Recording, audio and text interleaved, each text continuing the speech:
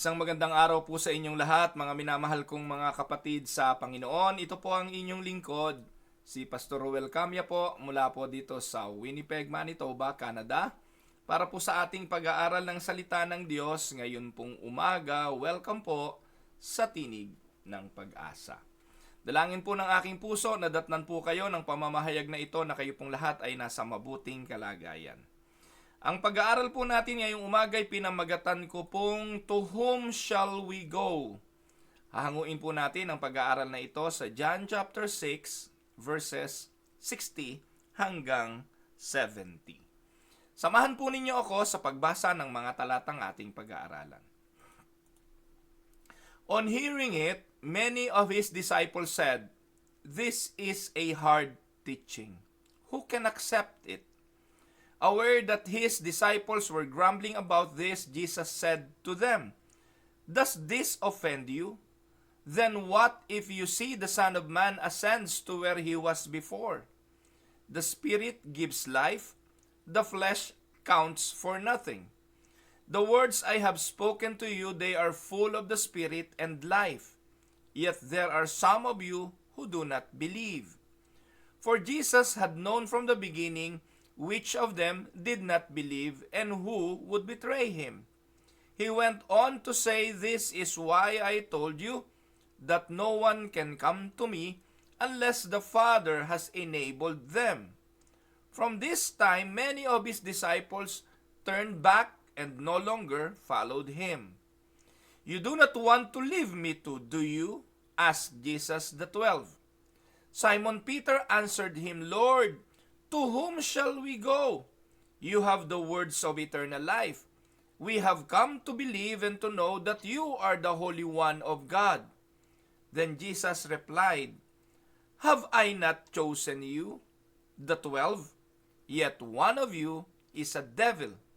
He meant Judas, the son of Simon Iscariot, who though one of the 12, was later to betray him. Pagpalain ng Panginoon ang pagkabasa at pagkadinig ng kanyang mga salita na atin pong pagbubulay-bulayan. Mga minamahal na mga kapatid, ang pagsunod sa Panginoong Hesukristo ay isang pagsunod na may pagsasakripisyo. Ang pagsunod sa Panginoon ay hindi madali. Lagi po nating nababasa sa mga pahina ng Biblia at sa kanyang mga talata na ang pagsunod sa Panginoon ay nangangahulugan ng denying of self. Denying of oneself, leaving the things of the past, and we should dedicate and commit our lives in following Him. Marami pong mga would-be followers of the Lord pero hindi naging mga tagasunod dahil po sa mga kondisyon ng pagsunod sa Panginoon. And when following Jesus gets hard, dito po nagkakasubukan kung sino ang totoo at kung sino ang hindi totoo. Ang mga kahirapan ng pagsunod ay nagpapakita ng genuineness ng ating mga pananampalataya at ng reasons behind our obedience in following Christ. Marami po kasi, maging sa panahon natin ngayon na sumusunod or gusto ang Panginoon dahil sa mga pangakong ibinibigay ng pagsunod sa Panginoon. May mga pakinabang at most of the time, ang pakinabang na hinahanap ng tao sa pagsunod ay may kinalaman lamang sa mga pisikal at sa material. But take note that in the scripture, parating sinasabi na ang reason kung bakit naparito ang Panginoong Hesukristo primarily ay for the salvation of the soul. Naparito siya para sa kaligtasan ng ating mga kaluluwa. Espiritual ang kingdom of God. Espiritual ang dahilan ng kanyang pagkaparito. Kung meron mang pakinabang, physical o material, yun ay ambon lamang ng pangangailangan at ng katugunang ibinigay ng Panginoon sa mga bagay na espiritual. Alam niyo mga kapatid, kayo po na laging nakikinig sa Tinig ng Pag-asa, lagi tayong napapaalalahanan na ang buhay dito sa mundong ito ay walang pangako na kapag sumunod ka kay Jesus, everything will be okay in terms of physical and material. Taliwas sa mga pangaral na naririnig natin ngayon sa mga pastor sa telebisyon, mga pastor sa social media, na kung saan nangangaral at tinahamon ng mga tao na ibigay ang buhay kay Kristo dahil may pangako na kapag sumunod ka, giginhawa buhay mo, magtatagumpay ang karir mo, sisikat ka, magkakaroon ka ng ano tawag doon, magandang buhay, ang negosyo mo magtatagumpay, maaayos ang pamilya mo. Iyon po mga kapatid ay mga pambobola ng relihiyon, marketing strategy para lumago at dumami ang mga miyembro. Ito po ang sistema ng mga mega churches. Ginagamit nila ang mga katuroang ito para makaengganyo ng mga tao, especially yung mga taong mayroong matitinding pangangailangang pisikal at material. Alam naman natin na kapag ang tao nasa sitwasyon ng pangangailangan, lalo't may karamdaman, lalo't may mga suliranin, ay hahanap ng daan, at ang punto nga laging naririnig natin, subukan pa mo para mabalo. Ayun po ang sabi ng mga Kapampangan. Subukan daw para malaman. Tingnan natin. Kung walang umubra at hindi umubra, di subukan natin si Jesus. Sabi ng pastor, subukan mo si Jesus, try Jesus. Mga kapatid, kung ganon ang ating motibo, ay para subukan ng ating Panginoong Jesucristo, we have a wrong view of the faith that we have. So, alam niyo po, sometimes life with Jesus feels amazing. May mga pagkakataon na talagang mamamangha ka sa mga pagkilos ng Diyos sa buhay at sa pagsunod sa Kanya. Nakakamangha. Pero may panahon din naman, it can be confusing or challenging. Lalo na nga kung ang mga bagay na nangyayari sa buhay mo, hindi mo nauunawaan. May mga pangyayaring kino-question natin kasi bakit naganap ito? Sumusunod naman ako. Naglilingkod naman ako. Bakit nangyari ang mga bagay na ito sa aking personal na buhay, sa aking kalusugan, sa aking mga mahal sa buhay? At kapag dumating na yung mga challenging moments na ito ng buhay, we question the Lord and we even question our faith. So sa passage na ito na ating pag-aaralan ngayong umaga, Jesus says something that causes many people to walk away. May sinabi ang Panginoon na kung saan ang mga tao'y lumayo, lumayas, at iniwanan siya. But in this story na ating babasahin, one of his disciples, si Peter, nagsalita siya ng isang powerful words. At ang sabi po ni Peter diyan, Lord, to whom shall we go? You have the words of eternal life. Sino pa ang aming pupuntahan? This story helps us to understand what true faith looks like. Even when things get tough, we stay with Jesus because He is our life. Kaya magandang pagbulay-bulayan po ang mga talatang ito At ilagay natin sa isipan natin, katulad ng sinabi ni Peter, kung hindi kay Jesus, sino pa? Kung hindi ang Panginoon ang ating susundan, sino pa? Lord, to whom shall we go? Ito po'y katanungan na kung saan pwede naman nating sagutin. At madali nating masasagot. Sapagkat yung present situation ng buhay natin nagpapakita kung sino ang ating sinusundan. Yung kalagayan natin sa ngayon, yung ating sirkumstansya, ay refleksyon kung sino ang ating sinusundan. Sapagkat ang sabi ng Bible, for where your heart is, that is where your soul, your priorities will go. Sabi nga ng Bible, where your treasure is, that is where your heart will be. Kung ano yung pinapahalagahan mo, iyon ang laman ng puso mo. At kung sino yung pinakamahalaga sa iyo, iyon ang Panginoon mo. At kung sino ang Panginoon mo, iyon ang pinupuntahan mo. And Peter said, Lord, if not you, to whom shall we go? And many people right now go to where the treasure is. Go to where the material things was and is.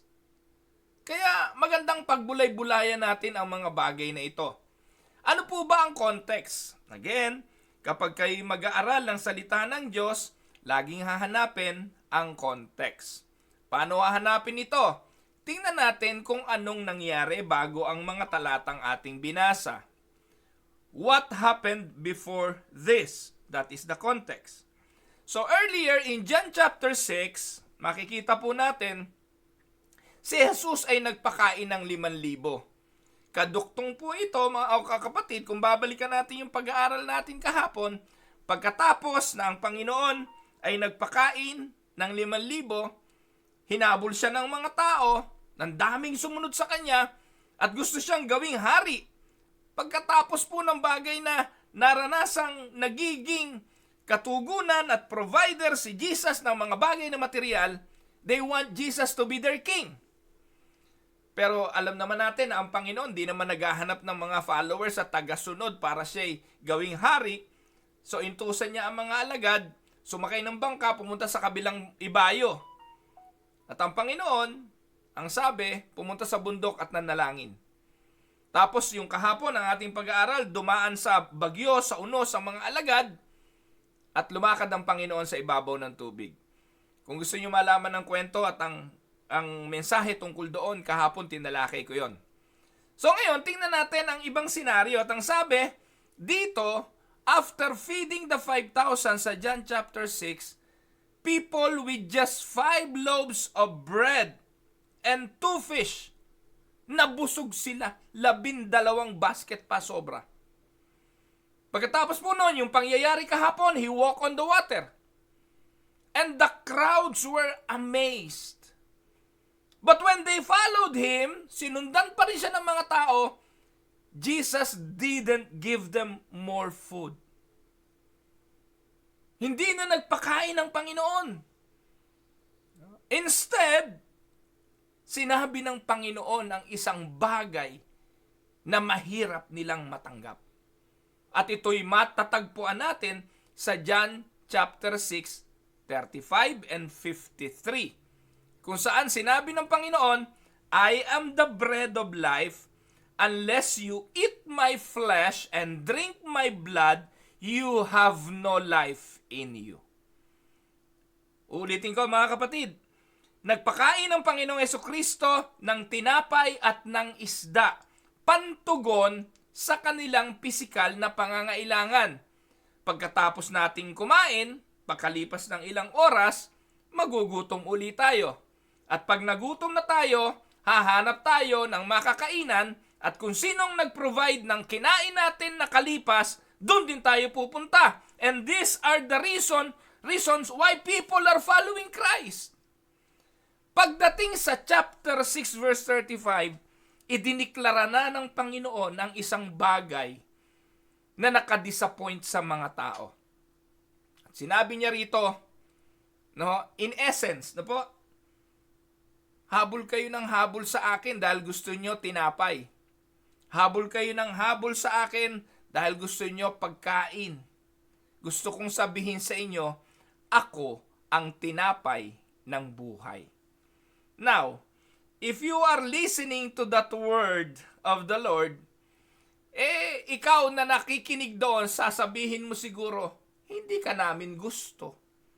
Ano kami, kanibal? Kakainin ka namin? Ikaw ba tinapay? So literally, sa pag-iisip ng mga taong makikinig doon na hindi nauunawaan ang kalaliman ng espiritual na bagay na ito, sasabihin nilang, nahihibang ka ba? We are not following you for your body to become our bread. We are not following you for you to be eaten by us. Hindi kami kumakain ng karni ng tao. Pero ang sabi ng Panginoon, I am the bread of life. Unless you eat my flesh and drink my blood, you have no life in you. Mga minamahal na mga kapatid, mabigat na teaching nga ito. Para sa mga alagad at sa mga nakarinig, this truly is a hard thing to grasp. Jesus wasn't talking about real flesh and blood. Here, Jesus was talking about believing in Him completely, taking Him like they desire food for their body, and this time, Jesus wanted them to take Him as a food for their soul. But many people did not understand. Sabi nga ng Romans chapter 3 verse 10, because of sin and the result of sin in the life of every human, ang sabi po, no one is righteous, none, not even one. No one seek God, and no one understand. Yun naman po ang totoo eh. Many people followed Christ like these people, like these crowds. Maging sa panahon ngayon, marami ang sumusunod sa Panginoon. Lundagan ng lundagan, palakpakan ng palakpakan dahil may pakinabang sa pisikal. Pero mga kapatid, dapat na maintindihan na ang Panginoong Hesukristo na parito para sa pangangailangang espiritual. At napakarami mga tao ngayon sumusunod sa ating Panginoon, hindi nila alam ang reason why. And when Jesus told them the reality that He is the bread of life and He should be taken by faith, they didn't like what Jesus said. Ano naging tugon ng mga tao? Tuloy po natin ang atin pong pag-aaral. Verse 6, 60 to 66. On hearing it, many of His disciples said, "This is a hard thing." Look at what the disciples think. Sinabi mo na ikaw ang tinapay ng buhay, malibang ikay kanin at inumin ang iyong dugo, walang magiging buhay sa amin. Napakahirap naman itong intindihin. This is a hard teaching. Who can accept it? Mga kapatid, hindi po yan galing sa crowd. Galing po yan sa mga alagad. So dahil alam ng Panginoon ang iniisip ng mga alagad, dahil sila ay nagbubulong-bulungan, ang sabi ng Panginoon sa kanila, does this offend you? Naka-offend din ba sa inyo ito? Kasi at this moment, ang mga tao nang narinig ito, nagkanya-kanyang pulasan na eh. Ano po ang sabi ng mga talata? What if you see the Son of Man ascend to where He was before? So Jesus was referring to His coming death and His coming resurrection. Kung hindi nyo matanggap ang mga sinasabi ko, lalong hindi nyo matatanggap na ako'y mamamatay, mabubuhay, aalis at babalik muli.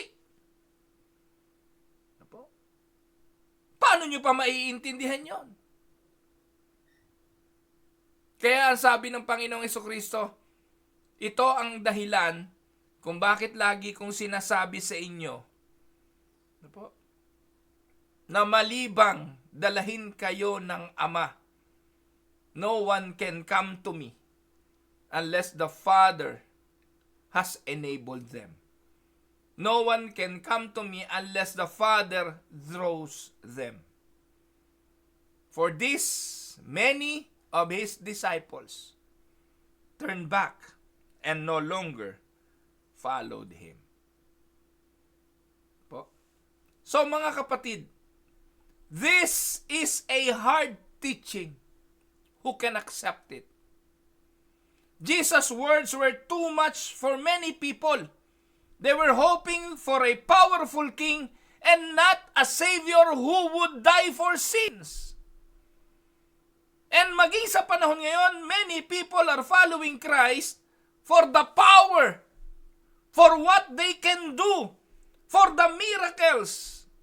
Kaya yung mga simbahan ngayon na merong mga miracle healings, yung merong mga propaganda na nagpapagaling, puro yun kabulaanan. Katulad lang yan ng mga tao sa kasaysayang ito. They are following Christ for the miracles. And I would like to tell you this. Wala na po yung mga miracle na yun sa panahon ngayon. Everything was founded already in the foundations of the apostles and the prophet. Tapos na yun.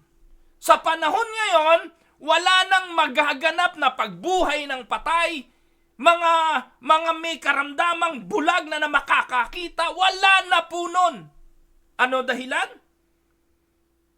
Kasi patunay lang naman yun eh. Those are proof that Christ is the Christ and the disciples were the disciples of Christ. Nang si Jesus ay namatay sa krus ng Kalbaryo, napatunayan na siya ang Kristo. Bakit pagkakailanganing magpakita ng katakot-takot na ebidensya na naman na si Kristo ang Kristo? Ang mga tao sa panahon ngayon ay hindi na kukumbinsihin ng mga himala at ng mga extra revelations at mga kung ano-anong mga bagay. Ang kukumbinsi sa tao sa panahon ngayong manampalataya sa Panginoon ay walang iba kundi ang pagkilos ng Espiritu Santo sa puso ng tao na buhayin ang patay na kalagayan ng ating espiritu upang makilala na natin si Kristo bilang ating Panginoon at tagapagligtas. Iyon na lamang ang tanging himala na dapat nasain ng bawat tao. Long for that miracle. That is the only miracle that will happen during our time. Na makilala natin si Kristo. Dahil hindi lahat ng tao ay dadalahin ng Ama para makilala si Kristo bilang kanyang Panginoon. And maybe right now, you are hearing this word, sasabihin ninyo, napakahirap namang intindihin ang sinasabi mo, Pastor. Who can accept it? Sasabihin ko po sa inyo, ang nakakaunawa ng mga pangaral na sinasabi ko, isa lang ibig sabihin, binuksan na ng Diyos ang kanyang puso para maintindihan ang katotohanan ng kataga ng Panginoon. Amen? So, instead of begging to stay, Jesus let them go. Hindi naman sinabi ng Panginoon, halika, papaliwanag ko mabuti. Kung ito'y hard teaching, kung ito'y mahirap ninyong maintindihan, upo muna kayo dyan, huwag kayong magsiali-sali kayo, parang awa nyo na, makinig muna kayo sa akin, ipapaliwanag ko sa inyo. No. Hindi yun nangyari. In fact, hinayaan ng Panginoon na magsialis ang mga taong ito. And the biggest question is, why did He allow it? Ang sagot, because Jesus is more interested in real faith than in having lots of followers. Amen? Mga kapatid, ngayon ang nanonood sa akin, 29. 29 po kayo. Minsan po yan, 50. Minsan po yan, lumalampas pa ng 50, 60 sa live. Ako ba'y nagiging excited sa pangangaral kapag marami ang nanonood? Or the intensity of preaching is the same whether 2, 3, 4 na nanonood o 100? Katulad ng Panginoon, interesado po ako sa interesadong matuto sa totoong pananampalataya sa nagsasaliksik ng katotohanan kaysa ubod ng daming nanonood na napadaan lang at hindi naman interesado. Jesus is more interested also in real faith than having more followers. From this time, ang sabi ng Biblia, John 6:66, many of his disciples, take note, disipulo yan. Ibig sabihin, naaralan na yan, nakapakinig na yan. And this is not in reference to the 12 disciples. Take note, madaming disipulo si Jesus. In fact, nung isinugo niya ng dala-dalawa, 70 yun 70. Isinugo niya, dala-dalawa. At yung mga sinugo niya, namangha sila kasi, sabi na pagbalik nila, ang report nila, Lord, ang tindi! Yung mga demonyo natatakot sa amin. Napapalayas namin yung mga demonyo. Nakakagawa kami ng himala. Ano sabi ng Panginoon? Huwag niyo ikagalak yan. Huwag kayong maging maligaya na natatakot sa inyo, demonyo. Huwag kayong magalak na nakagagawa kayo ng himala. Magalak kayo. Dahil ang pangalan nyo nakasulat sa aklat ng buhay. And Jesus is more interested to the reality of our faith than what we can do, than the power that can manifest in us when we follow the Lord. Amen, mga kapatid. And from this time, sasabihin ko po sa inyo, marami sa mga disipulong ito na sumunod kay Jesus, nagtalikuran at hindi na gustong sumunod sa Kanya. Ano po ang nangyari? Mababasa natin sa verses 67 to 71, yung tunay na disipulo mananatili. Amen? Alam niyo nung pandemic, sasabihin ko po ito sa inyo, ang Winnipeg Unida, bago mag-pandemic, napakadami po namin mga kapatid. Ang Winnipeg Unida, bago mag-COVID pandemic, yung pong deliverance center na aming nirerentahan, malaki po yun Kasya 300 po doon, 300 people. Pagdadating po ng Sunday, halos mapuno na rin namin yun Kaya nung kami po nung pandemic, naghanap kami ng building, nakuha namin building, 200 lang ang capacity, full capacity. Kaya sabi namin, kulang tayo rito. Hindi tayo kakasya kasi dun sa deliverance center tayo 300 yun Kaya sabi namin, kulang tong building na to. Magdadalawang service tayo. Kasi nabili namin yung building na yun, pandemic Pero alam niyo po ang nangyari? Nung natapos na yung pandemic, nagbalikan na ang ilan sa mga mananamba. Madami po na dating sumisimba sa Winnipeg Unida ni minsan hindi na bumalik sa pagsamba. Many people really go to worship because it's convenient. Many people go to church because of physical, material, and emotional benefits. But they are not in the church because of faith in Christ. Take note, dito po sa mga talatang ito, patutunayan ang pagiging totoong disipulo kung mananatili sa piling ng Panginoong Hesukristo. Let us read the verse. You do not want to live to, do you? Tanong ng Panginoon sa mga alagad. Kayo, gusto nyo rin bang umalis? Or baliktarin natin. Hindi ba gusto, You do not want to live to, do you? Hindi nyo rin naman gustong umalis, di ba? Jesus asked the 12. Then Simon Peter, lidiran po ito answered Jesus and he said, Lord, to whom shall we go? You have the words of eternal life. Dito po makikita natin ang kataga ng isang totoong disipulo. Mananatili hindi dahil sa pakinabang, kundi dahil sa salita na nagbibigay ng buhay na walang hanggan. Amen? Jesus looked at the 12, the closest disciples to him, and asked, "Do you want to go away too?" Then Peter gave a beautiful answer. At sana ito rin ang sagot natin. Lord, to whom shall we go? You have the words of eternal life. Peter didn't understand everything. Naniwala po siya nung una, sabi niya, this is a hard teaching.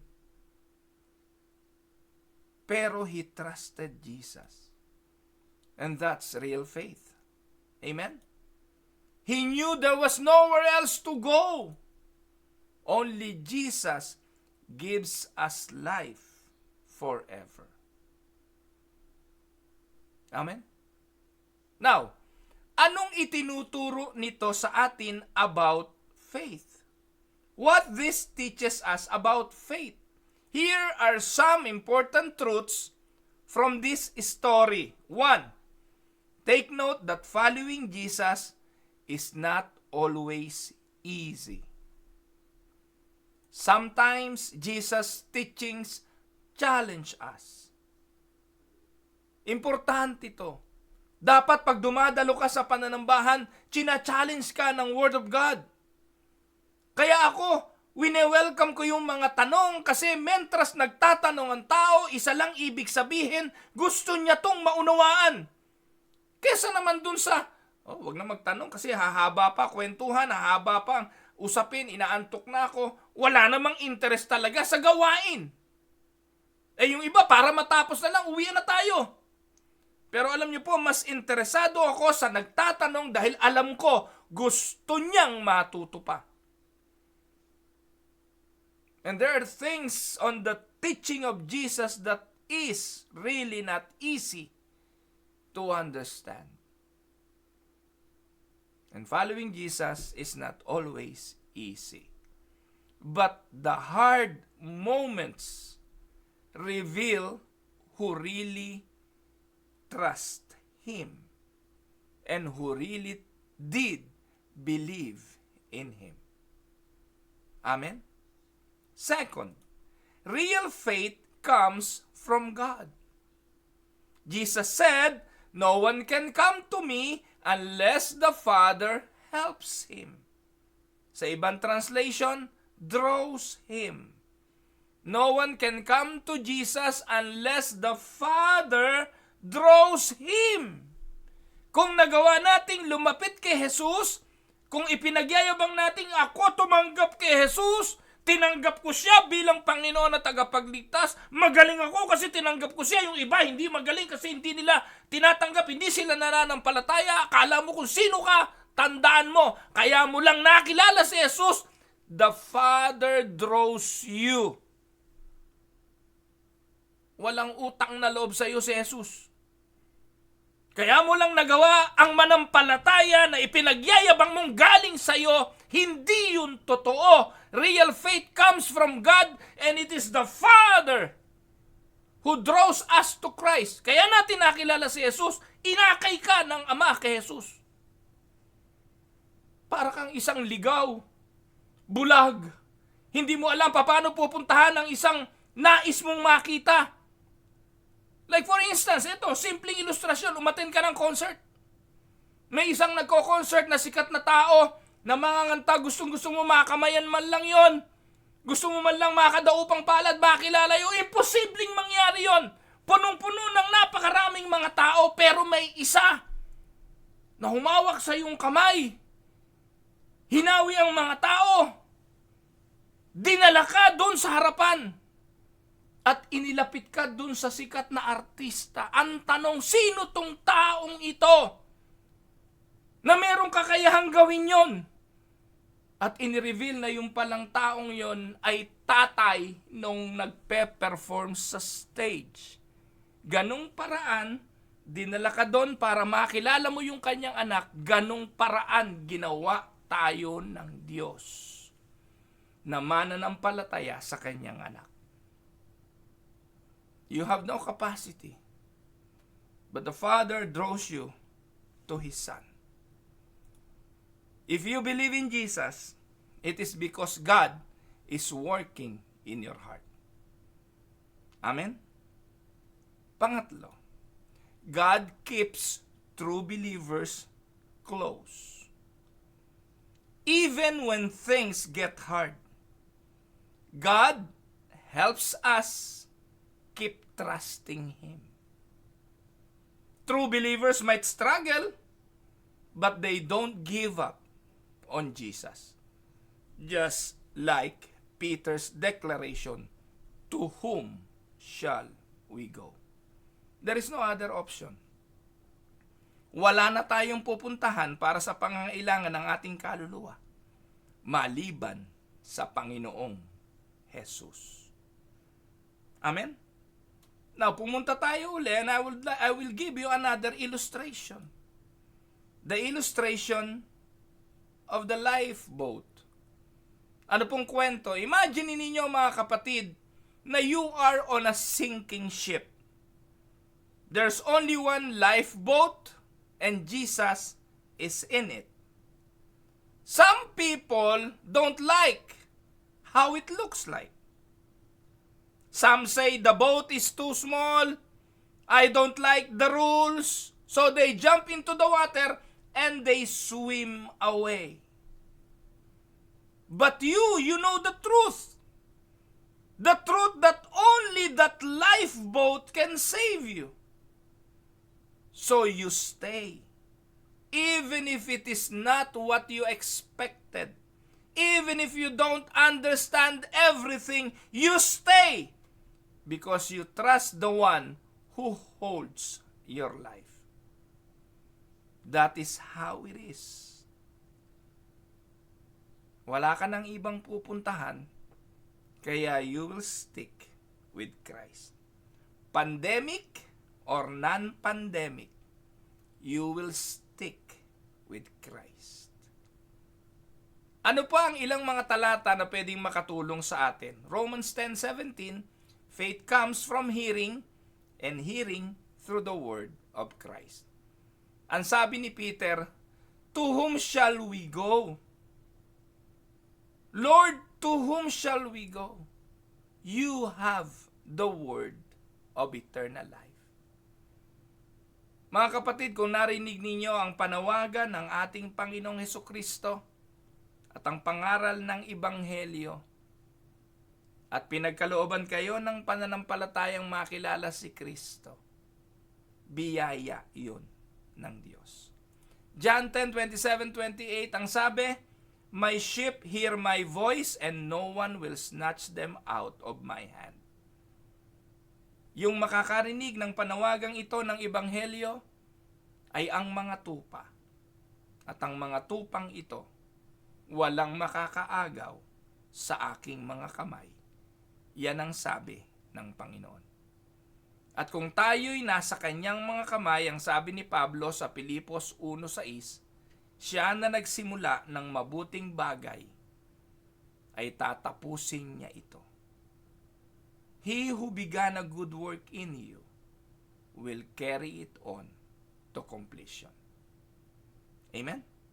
Now, para sa mga Bible study at sa mga small group, I have some reflection questions. 1. Have you ever felt like giving up on following Jesus? Ang tanong, what helped you to stay? 2. What part of Jesus' teaching do you find hard to understand or accept? Kung merong mga pagtuturo sa Biblia na hindi nyo lubusang maintindihan, pwede nyo namang itanong. Huwag kayong aalis, huwag basta lalayas, magtanong. Pangatlo, can you say like Peter, Lord, where else would I go? And do you believe that Jesus alone can give eternal life? Why or why not? So bilang konklusyon, mga minamahal kong mga kapatid, the challenge for us is to stick with Jesus. When life is confusing or hard, remember Jesus has the words of eternal life. Amen? You may not understand everything, but if you stay close to Him, you are safe. Jesus doesn't want fans. He wants followers who trust in Him. And if you trust in Him today, that means God is already at work in you. So when He asks, do you want to live too? Let your heart say like Peter, Lord, where else would I go? I am staying with you. Pagpalain nawa tayo ng ating Panginoon, mga minamahal kong mga kapatid. I hope hindi naman mahirap na pagtuturo ang ginawa natin ngayon at hindi mahirap unawain ng ating mga pusong handang matuto. Ito po ang inyong lingkod, si Pastor Ruel Camia po, mula po dito sa Winnipeg, Manitoba, Canada, para sa ating pag-aaral ng Salita ng Diyos ngayong araw ng Biyernes, April 11. April 11 na po. Pagpalain kayo ng ating Panginoon. God bless everyone.